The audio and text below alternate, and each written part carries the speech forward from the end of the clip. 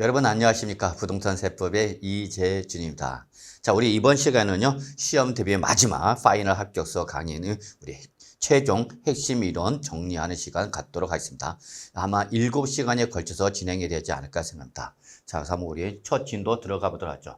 자, 일단 진도는요, 우리가 핵심 이론에서 나왔던 이론으로 순서대로 그대로 간다라고 보시면 큰 무리는 없겠습니다. 그래서 역시 제일 먼저 우리 조세 총론에 관련된 부분에서 시험에 출제될 거, 그러니까 우리 마지막 시험 대비를 하는 거기 때문에 출제될 가능성이 높은 부분만 선별해서 강의하러진다라는 것이 특징이 되겠습니다, 여러분. 그럼 어쨌거나 우리 조세 총론에서 최소 2문제 정도, 많으면 3문제까지 나온 적도 있습니다만, 물론 적을 때는 또 1문제도 나온 적도 있습니다. 그러나 평균적으로 역시 올해는 2문제 정도 예상합니다. 자, 그 중에서 우리가 일단 조세 총론에서 일단 한번 정리할 것이 세법 용어. 자, 용어 중에서도 일단 가장 기본적인 것이 우리가 당해세라는 거 다시 한번 좀 확인하고 넘어가죠. 이번에 2023년도에 전세 사기 등으로 인해서 우리 국세 기본법이나 지방세 기본법이 개정된 부분이기도 하기 때문에 당해세 한번 정리하고 넘어가죠. 자, 당해세, 이거는 우리가 세법의 용어는 아니고요. 우리 여러분이 이미 중개법 등에서 볼 때 경매, 공매 배웠을 때 나왔던 용어죠. 한번 잠깐 볼까요, 여러분? 자, 당해세라는 것은 글자대로 해당 재산에 대하여 부과된 세금을 말합니다. 그렇죠? 해당 재산 자체에 대해서 부과된 세금을 말한다는 거죠. 그럼 일단 여러분 요 당해세 종류를 알고 계셔야 되겠죠, 여러분? 자, 종류는 뭐죠, 여러분? 바로 보유세죠, 여러분. 가장 기본적인 보유세. 그러니까 우리 지방세인 보유세, 재산세, 그리고 부가세인 지방교육세가 해당이 되는 거죠. 그 다음에 역시 우리 재지종할 때 바로 소방분 지역자원시설세죠. 자, 그래서 항상 우리 부동산 세법에서 지역자원시설세, 그럼 뭐를 말하는 거다, 여러분? 소방분을 말합니다. 라고 말씀드렸죠. 그래서 소방분 지역자원시설세, 그리고 우리 국세 쪽에서 뭐가 있었죠, 여러분? 바로 종합부동산세가 있었죠. 그래서 우리 재지종이죠.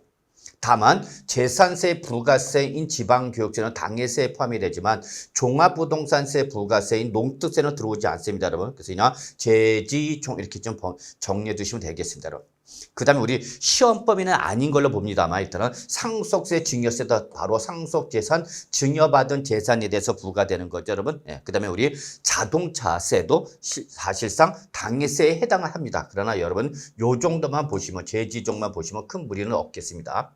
그러면 당해세 특징을 아셔야 됩니다. 그렇죠, 여러분? 당해세 특징. 즉, 얘는 세법에서 정하고 있는 법정 기일, 즉 세금이 부과되기 전에 그 얘기죠, 여러분. 그래서 신고를 하는 국세나 지방세는 바로 신고 기한을 말하는 거고, 고지서가 날아갈 때는 바로 고지서 발송일을 말한다. 그래서 어쨌거나 국세나 지방세는 세금이 부과되기 전에 전세권, 저당권 등 피담보채권이 설정된 거죠. 그래서 이렇게 피담보채권이 먼저 설정되어 있다. 세금보다 전세권이나 저당권 등이 먼저 설정되어 있더라도 그거와 관계시 없이 항상 뭐가 요 당해세가 우선하여 징수한다. 당해세가 우선 징수한다.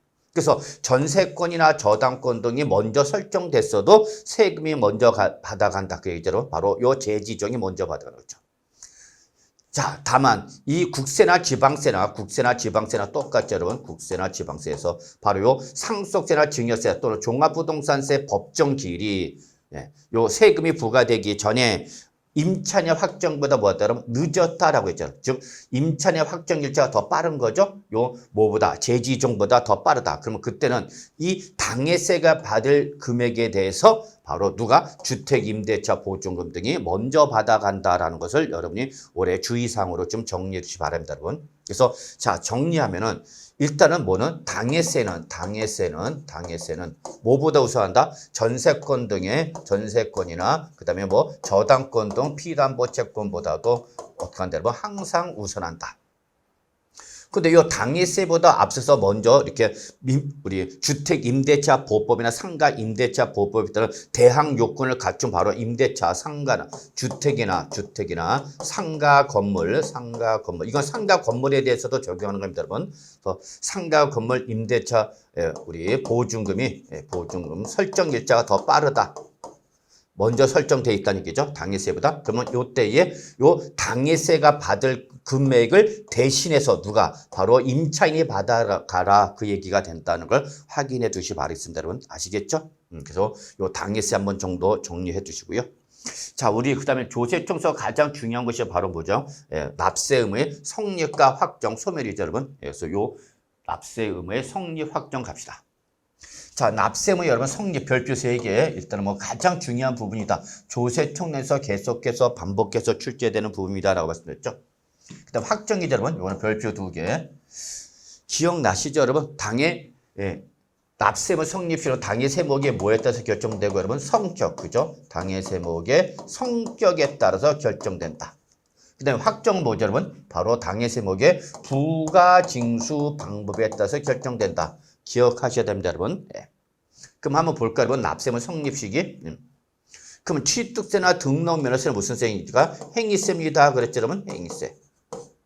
그래서 행위세는 행위가 있었을 때죠. 행위가 있었을 때. 그래서 바로 과세물건을 모았을 때, 여러분 취득하는 때, 등기 또는 등록을 하는 때, 뭐뭐 하는 때가 나오는 거죠.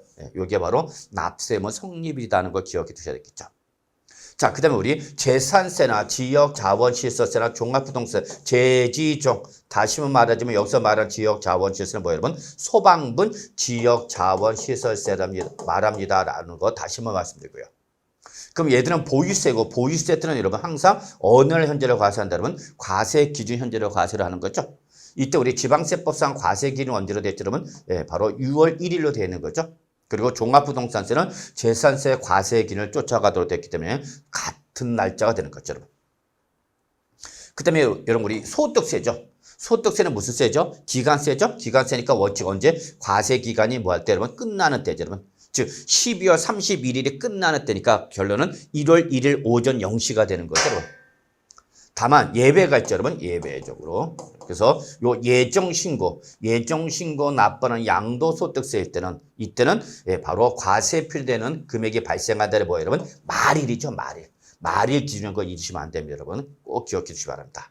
그래서 소득세는 기간세이기 때문에 원칙은 과세 기간이 끝나는 때 다만 예외가 몇 가지가 있는데 그 첫 번째 예외 중에 하나가 바로 예정신고 납부하는 양도소득세일 때는 이때는 그 과세에 필요되는 금액이 발생한 달의 말일이죠. 일반적으로 언제죠, 여러분? 양도일이 속한 달에 말일이 된다는 걸 여러분 꼭 기억해 주시기 바라겠습니다, 여러분. 아시겠죠? 자, 그리고 나서 이제 우리 한번 인지세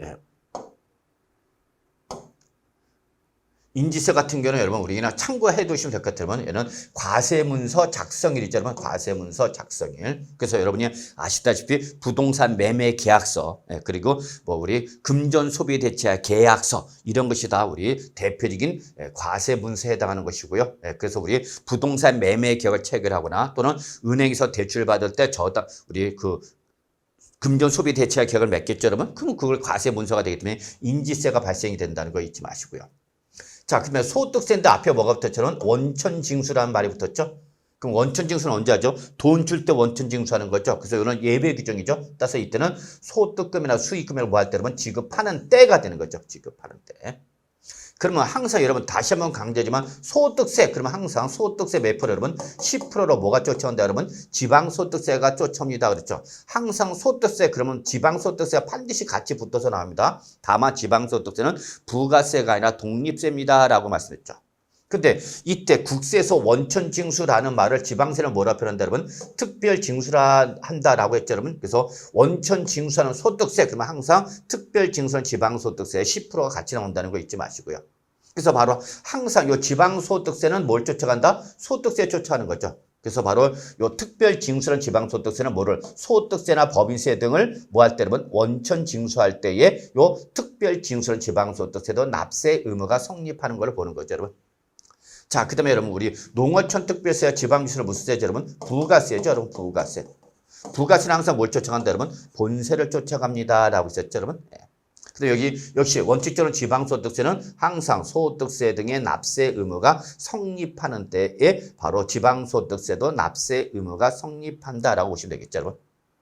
그 다음에 가산세 같은 경우는 역시 뭐 국세기본법이라든지 또는 지방세기본법에서 정하는 규정 따른 시기로 간다라고 보시면 되겠네요, 여러분. 네, 이렇게 좀 봐주시면 되겠고요. 자, 그 다음에 이제 우리 납세 의무 확정 보죠.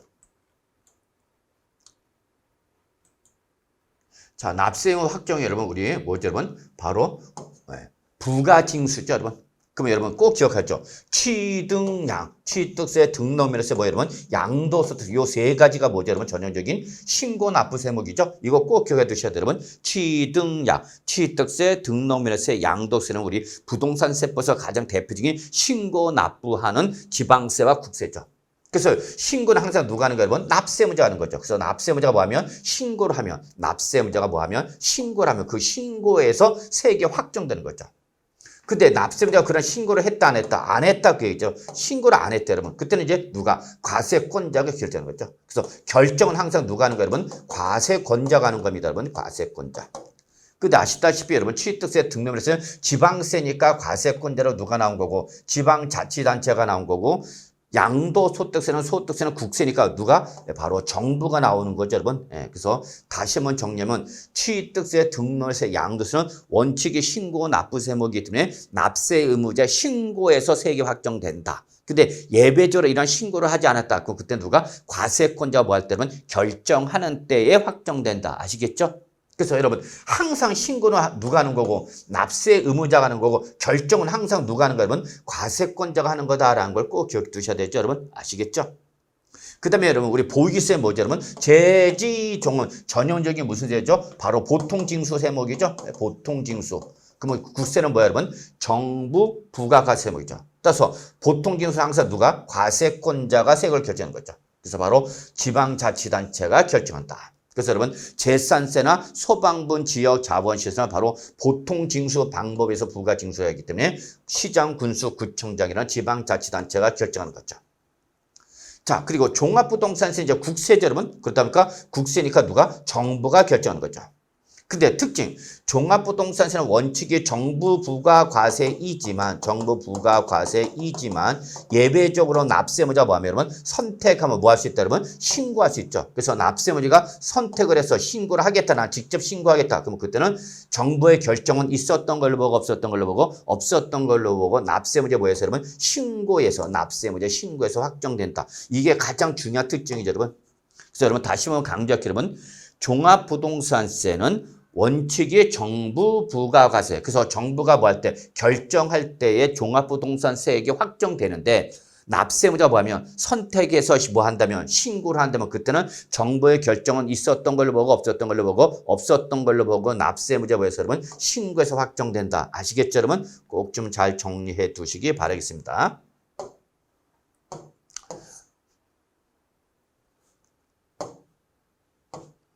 자, 그 다음에 우리 양도소득세가 했던 것처럼 방금 전에 바로 신고 납부 세목으로 잊지 마시고요.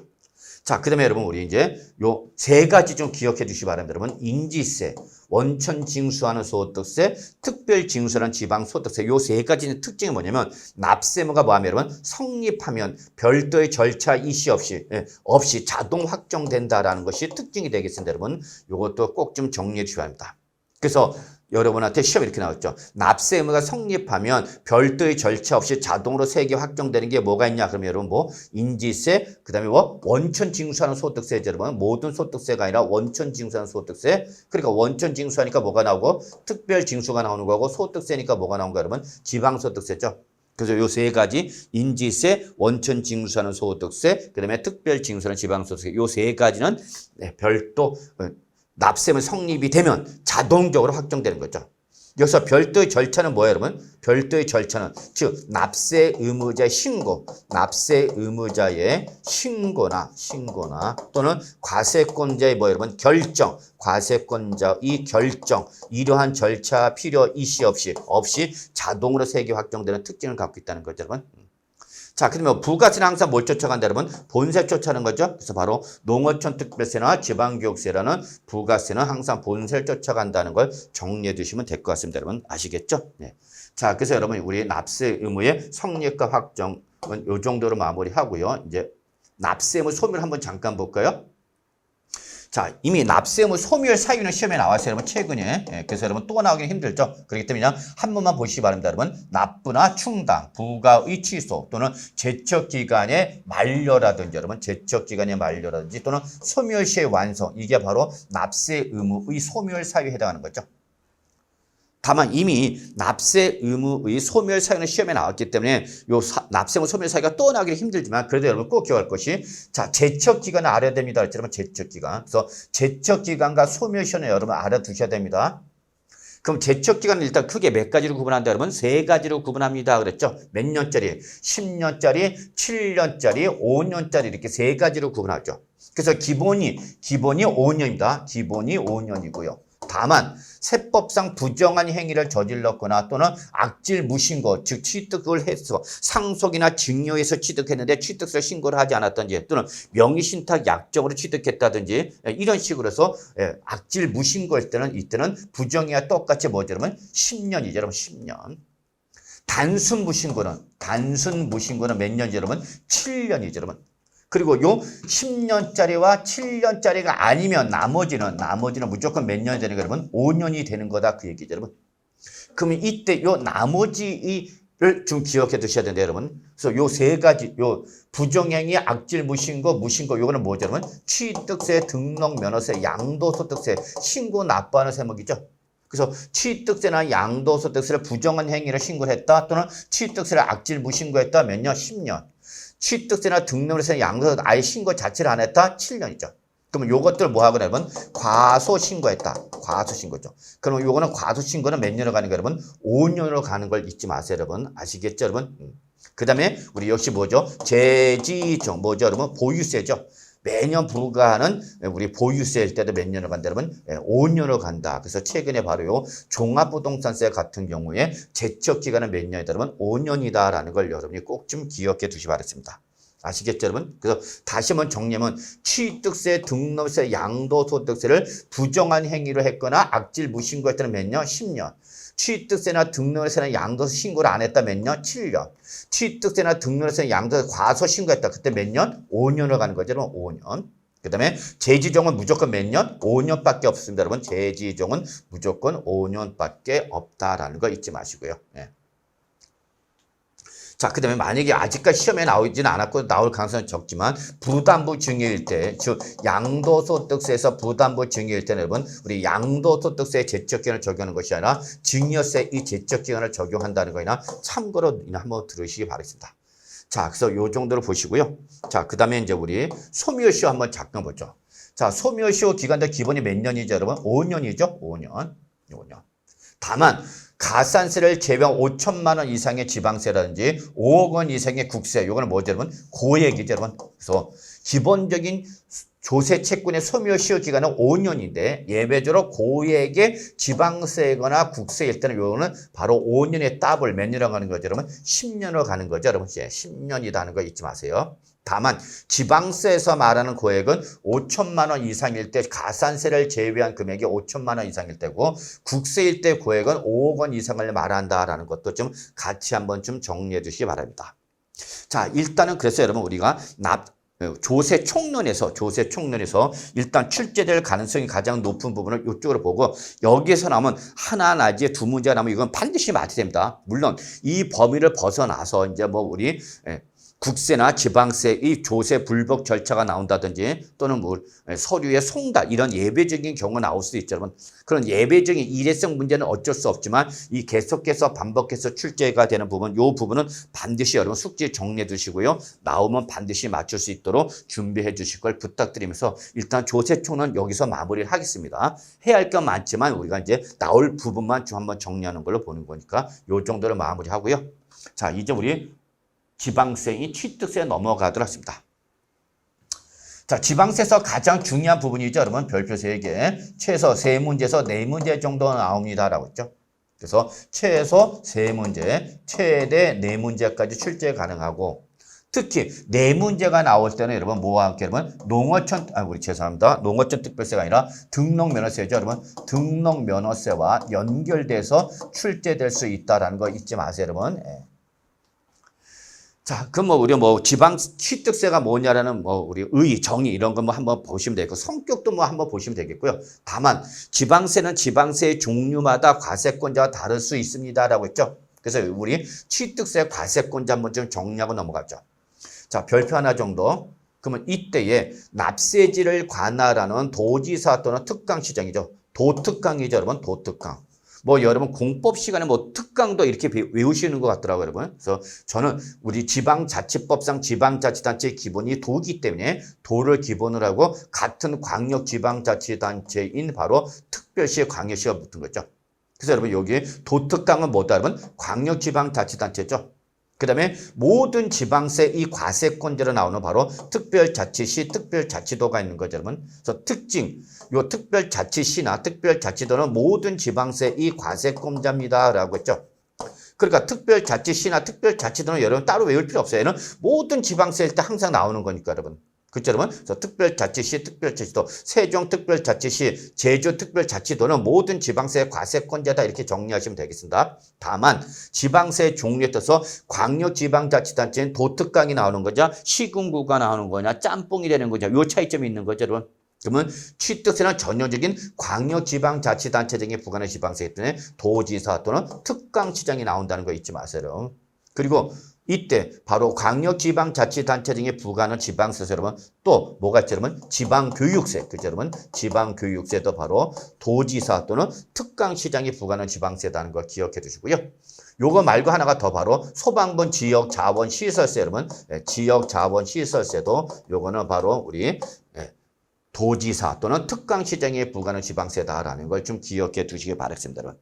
아시겠죠, 여러분? 그래서 결론, 취득세는 누가 과세권자다? 납세지를 관할한 도특강이다는 걸 꼭 기억해 두시고요.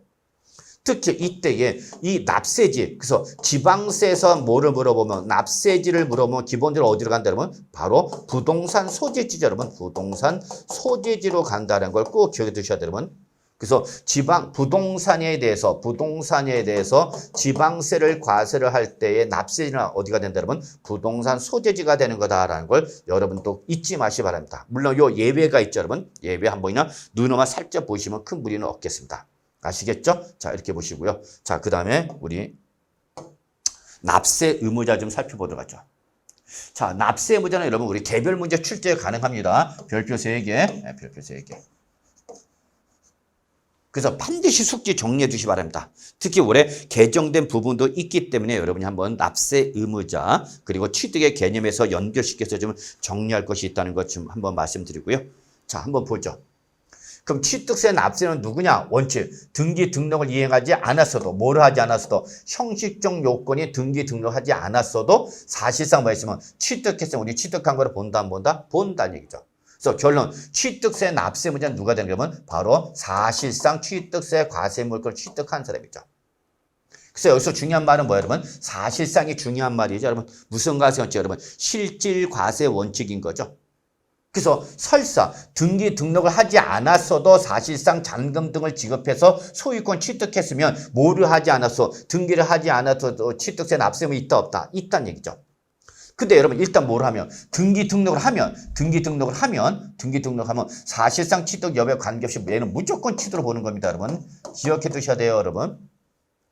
다시 한번 정리하면 등기 등록이 이루어졌다. 부동산에 대한 소유권 이전 등기 등록이 이루어졌다라고 하면 등기가 이루어지면 이때는 그것이 사실상의 취득이냐 여부를 묻지 않고 무조건 뭐를 본다? 취득을 보는 겁니다. 그런데 뭐를 하지 않았어도 등기 등록의 형식적 요건이 완비가 되지는 않았더라도 사실상 취득했다. 그럼 우리 취득한 걸 본다, 안 본다? 본다. 아시겠죠, 여러분? 꼭 기억해 주십니다.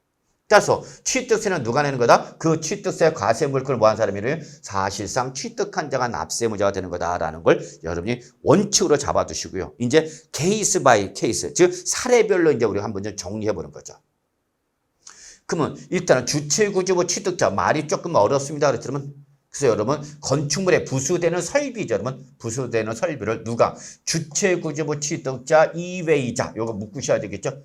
그럼 여기서 주체구조부는 뭐라고 했죠, 여러분? 건축물 떠올리시기 바랍니다. 그랬지만 그래서 건축물에 부수되는 설비를 요 주체구조부, 즉 건축물의 취득자 이외이자죠. 자, 취득자는 누가 되는 거예요, 여러분? 바로 소유자가 되는 거죠. 근데 이외이자니까 누구를 말하는 거예요, 여러분? 임차인을 보시면 되는 거죠. 그러니까 건축물에 부수되는 설비를 누가 설치해서 주체구조부 취득자 이외이자라는 임차인이 설치를 했더라도, 가설을 했더라도 우리는 취득세를 누구한테 과세하겠다니, 여러분? 바로 건물주, 주체구조부 취득자. 누구예요, 여러분? 건물주 생각하세요, 여러분. 건물주. 조물주보다 더 높다면서요, 여러분요. 그래서 바로 요 주체구조부 취득자가 함께 취득한 걸 봐서 취득세 누가 내란 얘기야? 바로 주체구조부 취득자. 네가 취득세 내란 얘기야. 누가 설치를 했어도 임차인이 건축물에 부수되는 설비를 가설했어도 임차인한테 취득세 내라는 것이 아니라 누구한테? 임대인인 주체구조부 취득자가 네가 취득세 내 그 얘기입니다. 여러분 아시겠죠? 예. 정리해 주시고요. 자, 그 다음에 우리 주택법상 주택조합이죠. 또는 도시및 주거환경정비법상 우리 재건축조합이죠. 또는 빈집 및 소규모 주택 정비에 관한 특례법에 따른 소규모 재건축조합이죠. 그래서 항상 요 세 가지는 같이 다닌다. 여러분 취득세는 같이 다닌다. 그래서 주택법상 주택조합, 정비법상 재건축조합, 그 다음에 빈집 및 소규모 주택 정비에 관한 특례법에 따른 소규모 재건축조합이 자, 당에 뭐로 여러분? 조합원용 요게 포인트랬죠. 조합원용 취득하는 조합주택용 부동산이죠, 여러분. 즉 주택법상 주택조합이라든지 또는 정비법상 재건축조합이 드디어 이제 아파트 새로 졌어. 그럼 그 새로 취득한 그 건물에 대해서 이제 우리 원시 취득을 해야 되겠죠. 근데 그 원시 취득하는 그 조합주택용 부동산 중 누구한테? 조합원에게 돌려야 되는 것은 지금 취득 명의자는 누구지만 조합이지만 우리는 누가 취득한 걸로 보겠다? 조합원이 취득한 걸로 보겠다. 그래서 취득세는 누가 내면 되는 거면 바로 조합원이 그 건축물에 대한 원시 취득자가 되는 거죠. 여러분 아시겠죠? 다만 비조합원용이죠. 즉 요거는 뭐야 여러분? 조합원에게 기속되지 아니하는 조합원이 아닌 이 바로 뭐를 말한다 여러분? 일반 분양용을 말하는 거죠. 여러분 일반 분양용을 말한다. 그래서 이렇게 조합주택용 부동산 크게 두 가지로 나눠지는 거죠, 여러분. 뭐와? 조합원용과 비조합원용으로 구분되죠. 그래서 완성된 조합주택을 조합원한테 줘야 되는 거죠. 그럼 이거는 누가 취득한 걸 보는 거고, 조합원이 취득한 걸 보는 거고, 우리는 일반 분양을 통해서 우리 아파트 등 주택, 재건축 주택 건설비를 충당해야 되겠죠. 그래서 바로 이건 누가 여러분? 일반 분양하는 거죠. 일반 분양. 그럼 요거는 누가 취득한 거로 보는 얘기 여러분? 조합이 취득한 거로 보라 할게요, 여러분. 그래서 취득세를 누가 내야 될 거냐 그 얘기입니다, 여러분. 아시겠죠?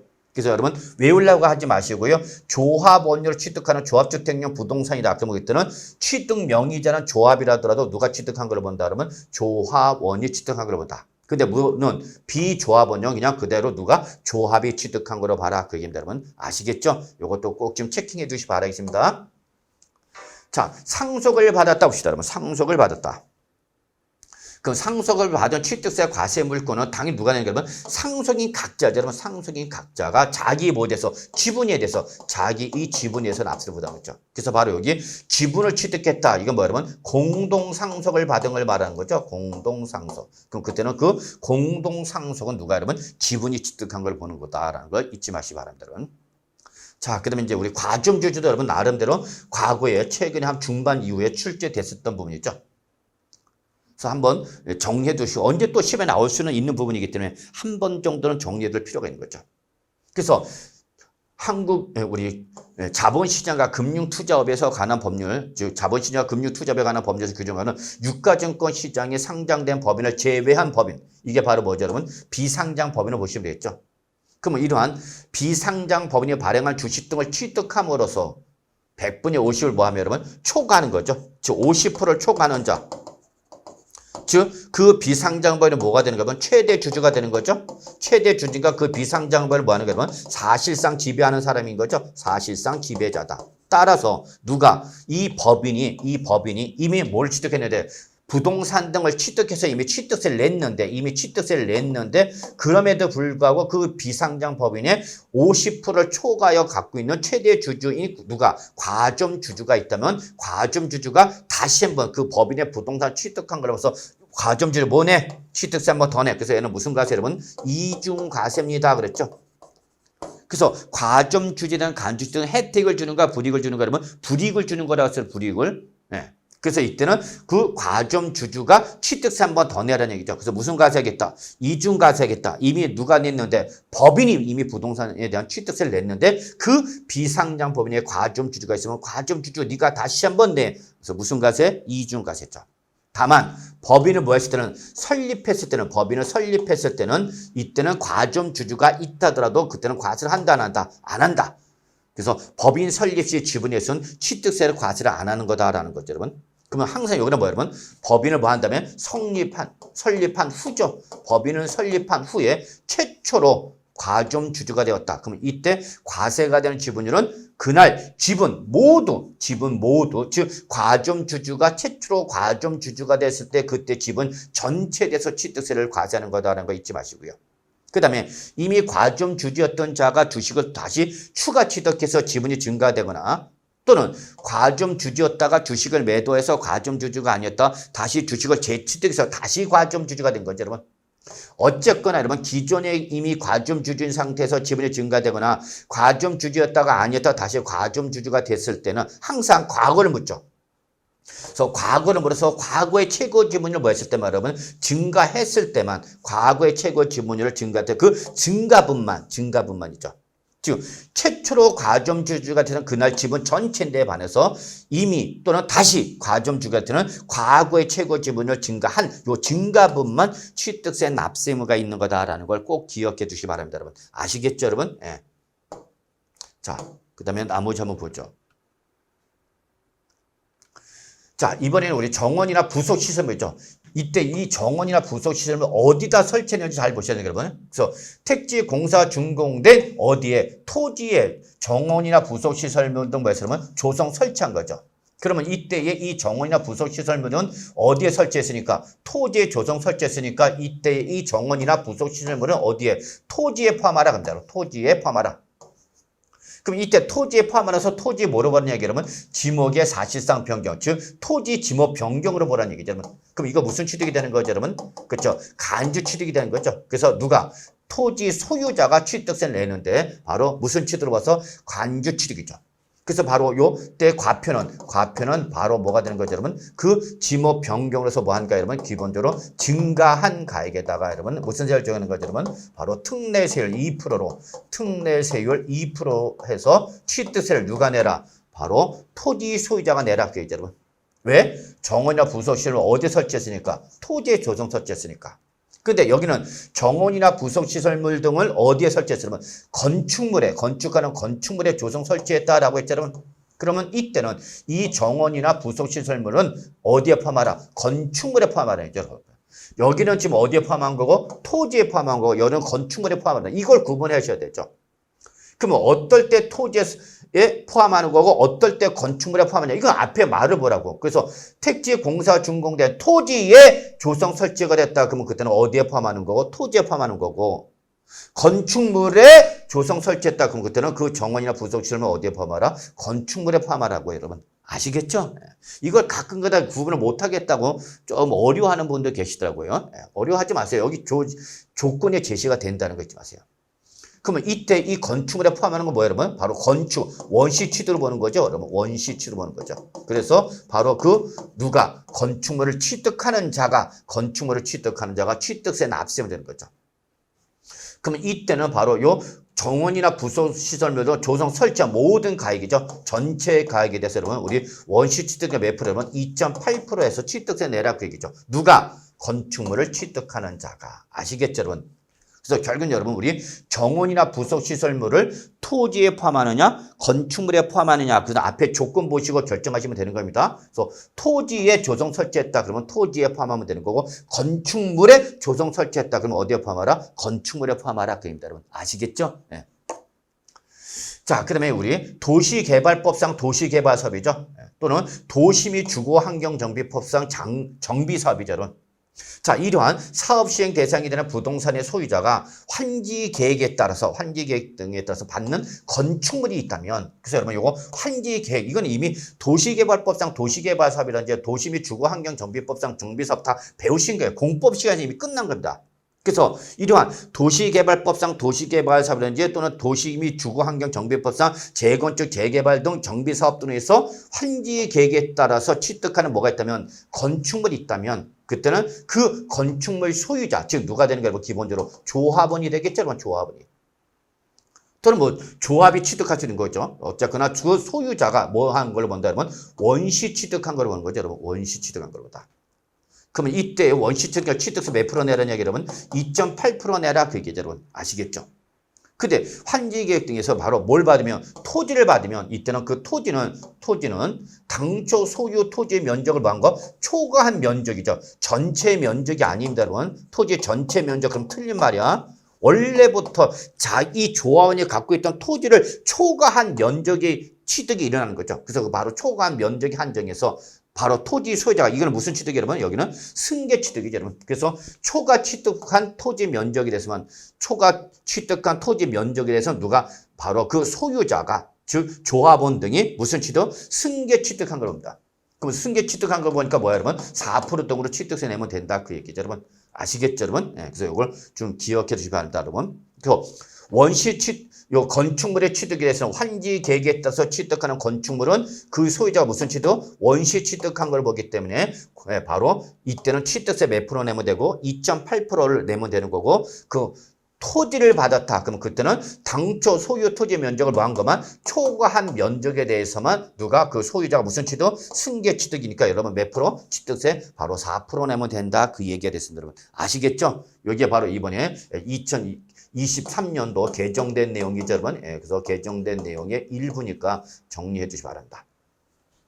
그러면 여러분, 요거 통치기에 나와 있는 거죠. 그래서 갑이 소유하는 미등기 건물에 대하여 누가 을이 채권 확보를 위하여 법원의 판결에 한 소유권 보존 등기를 누구 명의로? 갑의 명의로 등기했다. 이거 뭐죠, 여러분? 채권자 대위권 한 거죠, 여러분? 그럼 그때 취득세 누구한테 있다? 갑한테 있다라는 거죠, 여러분. 아시겠죠, 여러분? 이렇게 정리해 주시면 되겠네요. 그래서 납세 문장 꼭 정리해 주시기 바라겠습니다. 자, 이제 우리 취득의 개념 갑시다. 자, 취득의 개념도 중요한 거 몇 가지가 있죠, 여러분. 그래서 여러분, 자, 취득세에서 말하는 취득은 여러분, 원시 취득이냐, 승계 취득이냐, 유상이냐, 무상이냐를 묻고 묻지 않고 모든 취득을 말하는 거죠. 그래서 바로 여기서 취득은 뭘 취득하는 거죠, 여러분? 과세 물권. 취득세 과세 물권에 뭐를 취득하는 거다, 여러분? 소유권을 취득하는 거죠. 소유권을 취득하는 거다. 그때 그 소유권의 취득 형태는 묻는다, 묻지 않는다. 묻지 않는다. 그래서 원시 취득한 건지 승계 취득한 건지 유상인지 무상인지 묻고 묻지 않고 무조건 다 취득세가 쓰는 거죠. 따라서 이때 취득은 사실상 취득을 말하기 때문에 설사 뭐가 이루어지지 않았어도 등기 등록이 이루어지지 않았어도 사실 취득에서 우리 취득한 걸 본다 안 본다? 보는 거죠, 여러분. 물론 등기 등록이 이루어졌다. 그럼 무조건 뭐로 본다, 여러분? 취득으로 보는 거죠, 여러분. 아시겠죠? 그 다음에 현황 부과의 원칙, 즉 부동산에 대한 취득세를 과세할 때는 원칙은 공부상의 등재 현황에 불과하고 뭘로 가죠, 여러분? 사실상 취득한 때의 그 당의 물건의 현황에 의해서 보는 거죠. 무슨 과세였죠, 여러분? 실질 과세 원칙이죠. 그래서 사실상 취득했을 때 현황에 따라서 부과하는 것이 원칙이다. 다만 이 현황이 확인이 안 된다. 그럼 그때 어쩔 수 없이 공부상으로 가는 거지만 바로 사실상의 원칙이 되는 거죠. 사실상의 원칙. 그 다음에 공부상의 예외가 될 수도 있다라는 거 그냥 참고해 보시고요. 특히 여러분 간주취득 꼭 기억해 두셔야죠. 별표 3개짜리죠. 취득세만 있는 규정입니다. 그랬죠, 여러분. 취득세에서만 나오는 규정이다. 다른 등록면에서 재산세 이런 데는 없어요, 여러분. 그러면 이때 간주취득은 우리 대표적인 것이 뭐가 있죠, 여러분? 토지 이 지목 변경, 신축과 재축을 제외한 건축. 그러면 신축과 재축을 제외한 건축 뭐 여러분? 증축, 개축이죠? 또는 뭐 여러분? 개수죠. 그래서 가액이 어떻게 하면 증가하면 그때 그 취득은 무슨 취득 여러분? 간주취득이죠. 그러면 간주취득일 때 가장 중요한 특징, 얘는 과표는 항상 무슨 가액이 된다, 여러분? 그렇죠? 증가한 가액이 되는 거죠, 여러분. 증가한 가액이 되는 거다. 자, 근데 다만 예배적으로 우리 차량, 기계장비, 항공기, 주문에 의하여 건드는 선박 요 4가지는 판매를 목적으로 원시 취득하는 동산인 것들이죠. 그래서 얘들은 원시 취득일 때는 원시 취득은 취득으로 보고 안 보고 그죠, 여러분? 뭐일 때 안에서만 승계 취득일 때 안에서만 취득을 본다라는 걸 여러분이 기억해 두시 바라겠습니다. 여러분 아시겠죠? 자, 그다음에 이제 우리 증여 간주 이거 매우 중요하죠. 별표 3개짜리죠, 여러분. 자, 여기서 가장 중요한 조건 이거죠. 배우자 또는 직계존비속이죠. 두 글자로 뭐라 하면 왼수. 자, 왼수간의 부동산을 매매도로 취득했다. 그럼 우리는 왼수지간의 부동산을 매매로 취득하면 우리 매매를 인정하고 안 하고 뭐로 본다? 증여로 취득한 걸 보는 거죠. 이게 원칙이죠. 그러나 요 경우에 해당하면 이때는 왼수로부터 취득을 했다 하더라도 일단 뭐로 본다면 유상으로 취득한 걸 본다는 얘기기 때문에 그럼 여러분 요거 꼭 기억해 두시죠. 그래서 다시 한번 정립시다. 왼수지간에 부동산 취득하면 우리 뭐로 본다 여러분? 증여로 본다. 다만 요 1, 2, 3, 4 그리고 기억부터 리을에 해당할 때는 뭐로 간다 여러분? 유상으로 가는 거죠. 그럼 요거는 다 하나같이 대가 지급 사실을 대가가 지급됐다는 사실을 확인할 수 있어 없어? 있는 경우죠 여러분. 객관적 확인이 가능하다. 아, 돈 주고 받았네 라는 거죠. 그래서 첫째 뭐 공매나 경매, 그다음에 파산 선고로 인한 처분, 그다음에 권리의 행사나 이전 행사에 뭐 등기 등록이 필요한 뭐죠 여러분? 교환이죠. 그래서 부동산 간에 서로 교환했을 때 기타 대가를 지급한 사실을 뭐하면 여러분 증명한 거죠 여러분. 그래서 여러분 읽어보시기 바랍니다. 그리고 요거와 꼭 관련해서 같이 정리할게요. 바로 뭐죠 여러분? 바로 요 부담부 증여죠. 그래서 요거를 같이 연계시켜서 정리해 두셔야 됩니다 여러분. 그래서 증여자의 채무를 인수하는 뭐 부담부 증여다. 그럼 원칙 뭐죠 여러분? 두 개를 나눠야 되는 거죠. 그래서 채무에게 상당하는 부분과 나머지 부분을 구분해서 그죠 여러분? 그래서 채무에게 상당하는 부분은 무슨 취득을 보는 거죠 여러분? 유상으로 취득한 걸 보는 거죠 여러분? 유상 취득이자. 그러면 나머지만 뭐로 보라 그러면 증여로 봐라 그 얘기죠 여러분. 다만 이 부담부 증여 당사자 누구면 왼수지가 아니면 왼수 나왔네 여러분. 왼수이면 이때는 부담부 증여를 인정한다 안 한다? 안 한다. 그래서 이때는 전에 뭘로 본다? 증여로 본다는 걸 꼭 기억해 두시기 바라겠습니다 여러분. 아시겠죠? 자 이렇게 좀 봐두시고요. 자, 그 다음에 이제 우리 비과세로 좀 넘어가겠습니다. 뭐 비과세는 개별 문제로 출제되기는 힘드니까 여러분 요것만 좀 확인해 두시면 되지 않을까 생각합니다 여러분. 그래서 요거는 과세권자인 국가나 지방자치단체 또는 지방자치단체 조합이 직접 취득하는 경우죠. 그리고 여기 외국 정부나 주한 국제기구가 나오죠. 다만 외국 정부는 항상 뭐 확인하라 그러면 상호주의 확인하십시오라고 했죠. 그래서 여기가 직접 취득하는 거라면 간접 취득인 거죠. 그래서 국가나 지방자치단체 또는 지방자치단체 조합은 과세권자의 여기는 뭐죠? 귀속 또는 기부 체납을 조건을 취득하는 부동산이나 사회 기반 시설에 대해서 비과세를 주겠다 그 얘기겠죠, 여러분. 다만 이러한 귀속 비과세 조건이었던 귀속이나 기부 체납의 조건을 이행하지 아니한다든지 여러분 또는 이행했다 하더라도 반대급부로 과세 관청에 갖고 있던 부동산을 무상으로 취득하였다. 그러면 이때는 과세를 한다 안 한다? 한다 얘기죠. 이때는 비과세 제외한다. 과세를 하겠다 그 얘기죠 여러분. 그 다음에 이제 대표적인 형식적 취득이죠. 형식적 취득의 대표가 바로 뭐죠? 신탁법상 신탁이죠 여러분. 그래서 반드시 신탁 등기가 이루어졌을 때에 그 위탁자, 수탁자, 위탁자, 수탁자, 신수탁자 즉 신탁 계약 당사자일 때는 비과세가 되는 거죠. 다만 주택법상 주택조합, 정비법상 재건축조합, 빈지 및 소규모 주택 정비에 관한 특례법에 따른 소규모 재건축조합이 이 조합과 누구 간에 조합원 간의 신탁일 때는 이때 신탁일 때는 또는 주택조합 등이 취득하는 뭐 여러분 비조합원용 부동산에 대해서는 이때는 신탁이나 소유권 이전이라 하더라도 비과세를 적용하고 안 하고 제외 즉 뭐 한다? 과세하는 거다라는 거 주의해 주시기 바랍니다 여러분. 그다음에 뭐 징발 재산 정리에 관한 특별조치법 등 법률에 따른 수용에 따른 환매권 행사로 인하였을 때 그 부동산 취득이든지 또 임시용 건축물 넣어서 여러분 우리 1년을 초과하지 않냐 존속권의 1년 초과하지 아니한 임시 건축물 비과세가 되는 거죠. 또 주택법상 공동주택인 아파트, 열집주택, 다세대 줘서 개수로 인한 취득이죠 여러분. 그래서 이때 시가표력이 얼마라면 9억 원 이하죠 여러분. 9억 원 이하인 주택과 관련된 개수일 때는 비과세가 되는데 다만 이렇다라도 건축법상 대수는 비과세 대상에서 어떻게 한다 여러분? 제외한다. 지금 뭐 하겠다 여러분? 과세를 한다는 거 확인해 두셔야 되겠습니다 여러분. 아시겠죠? 자 이제 우리 취득 시기 한번 볼까요 여러분? 자, 취득 시기도 뭐 개별 문제로 출제될 가능성은 있는 부분이죠. 뭐 별표 2개 정도 좀 체킹해 두시고요. 자, 특히 올해 매매 등이나 유상일 때에 여러분 보셔야 되죠.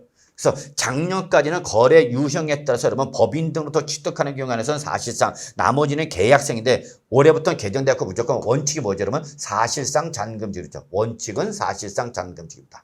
개인으로부터 취득했다 상관없어. 법인부터 취득했든지 개인으로부터 취득했든지 상관없이 무조건 사실상 잔금지급이죠. 다만 예외적으로 요 사실상 잔금지급을 확인할 수 없으면 어떻게 할 거냐 그 얘기죠 여러분. 그때는 어쩔 수 없죠. 어디로 가죠? 계약상 잔금지급으로 가는 거죠. 계약상. 다만 이때 계약상 잔금 지급을 가려고 봤더니 계약서에 잔금 지급이 명시가 되어 있지 않다. 요거는 그냥 보충적 규정 여러분. 그럼 그때는 어쩔 수 없죠. 없으면 그때 계약으로부터 60일에 경과한 날에 취득한 걸 보는 거죠, 여러분. 아시겠죠, 여러분? 예. 자, 그리고 이러한 사실상 잔금 지급을 취득하는 걸 원칙으로 하는데 이러한 사실상 잔금을 지급하기도 전에 또는 우리 연부 취득일 때는 이때는 여러분 우리 얼가죠? 사실상 연부금 지급일까? 요거는 바로 등기 등록 접수를 가는 거죠. 그래서 바로 잔금을 지급하기는 먼저 등기했다. 그러면 이때는 등기 등록일로 간다는 거 잊지 마시고요. 또 우리 연부 취득일 때는 사실상 연부금 지급이죠, 여러분. 여기 체킹 잔금이 아니죠, 여러분. 여기는 매매일 때는 일반적 매매는 잔금인데 연부 매매일 때는 연부금입니다, 여러분. 연부금은 구분하셔야 되죠. 자, 그 다음에 증여 등을 받았다. 언제죠, 여러분? 계약일이죠. 증여를 받았던 증여 계약일이죠. 다만 상속일 때는 여러분 언제죠, 여러분? 상속 개시죠. 그 다음에 민법에 따라서 시효 취득한 토지에 대해서는 언제 취득한 걸 보냐? 바로 언제죠, 여러분? 등기 등록일로 간다는 거 잊지 마시고요. 그 다음에 민법에 따라서 이혼으로 인한 재산 분할로 인한 취득일 때 바로 이때는 우리 역시 등기 등록일로 가는 겁니다. 등기 등록일. 요거 좀 적어 놓어 주셔야 됩니다, 여러분. 그래서 요 두 가지 다 얼가지 여러분 등기 등록일로 가는 거죠, 여러분. 그래서 요거를 좀 정리해 두시면 되겠습니다, 여러분. 아시겠죠? 자, 그 다음에 이렇게 매매로 그래서 계약상 잔금로 가는 경우라든지 또는 증여서 계약일로 취득시를 하는 거죠. 근데 이렇게 매매에 따른 계약상 잔금 지급일이나 증여에 따른 계약일 이후에 해당 취득 물건을 뭐로 하지 않고 그러면 등기 등록을 하지 않고죠. 등기 등록을 하지 않고 여기 법정 서류에서 이것이 해제가 됐다. 계약이 해제가 됐던 사실을 그 취득한 날부터 며칠이 되면 60일 내에. 그래서 60일은 뭐로 하지 여러분? 신고 기간을 말하죠. 이때 입증하면 일단 취득을 본다 안 본다? 안 보는 거죠, 여러분. 그래서 이때 매매 등일 때 법정사는 4가지, 증여에 대한 법정사는 3가지라는 거 잊지 마시고요. 그래서 여러분 화해조서, 인락조서, 공정증서라든지 계약해제 신고서라든지 또는 우리 시장 군수 구청장이 교부한 매매 계약 해제 확인 서류 이런 것이 있다면 역시 이거는 바로 증여를 취득을 본다 안 본다? 안 본다는 거 확인해 두셔야 되겠습니다, 여러분. 아시겠죠? 자, 그러면 이제 우리는 뭐 원시 취득 같은 거 다 나왔죠, 여러분. 한번 좀 봐두시고요. 그래서 원시 취득이란 취득 시기라든지 여러분, 그 다음에 토지 지목 변경에 따른 취득 시기 꼭 좀 정리해 두시기 바라겠습니다, 여러분. 아시겠죠? 자, 역시 우리 이제 과세 표준이 올해 중요하죠. 바로 이번 2023년도 새로운 규정이 적용되는 것이기 때문에 별표 3개 너무너무 중요하다는 거 잊지 마세요. 그래서 취득세 과세표는 당연히 언제죠, 그러면 취득 당시의 가액이죠. 취득이란 행위가 있었을 때 그 물건의 가액을 과표하는 거다라는 걸 확인해 두셔야 되겠습니다, 여러분. 아시겠죠? 다만 이게 무슨 취득이다 보니까 연부 취득이죠, 여러분. 연부 취득이죠. 그러면 얘는 대금이 일시불로 들어오는 것이 아니라 이렇게 2년 이상에 걸쳐서 나눠서 들어오는 거죠. 그러니까 이때는 과표는 뭐가 된다? 매해 사실상 지급되는 연부 금액이죠. 매해 사실상 지급되는 연부 금액을 과표하는 거죠. 이때에 그 취득 금액에 포함하는 계약 보증금이 있다면 당연히 계약금도 여러분 포함하는 거죠, 여러분. 이렇게 보시면 되죠. 그러면 이때에 이 취득 당시의 가액을 어떻게 결정할 거냐? 요거는 바로 취득의 유형에 따라서 달라진다라는 거죠, 여러분. 이게 올해부터 개정된 거죠. 그래서 이 취득 당시 가액은 어떤 취득이야? 매매로 인한 유상승계 취득이야? 건축 등의 원시 취득이야? 또는 뭐 간주 취득이야? 이런 걸 취득의 유형에 따라 달라지겠죠. 그래서 제일 먼저 매매나 교환 등으로 인한 유상승계 취득이다. 이때의 취득 당시의 가액은 뭐가 되는 거냐? 그게 여러분. 그럼 원칙 뭐가 되는 거예요, 여러분? 사실상 취득가격이죠. 왜? 매매니까. 그러니까 매매니까 거래 가격이 있을 거 아니에요, 여러분. 그래서 바로 그 사실상 취득 가격을 원칙으로 하는 거죠.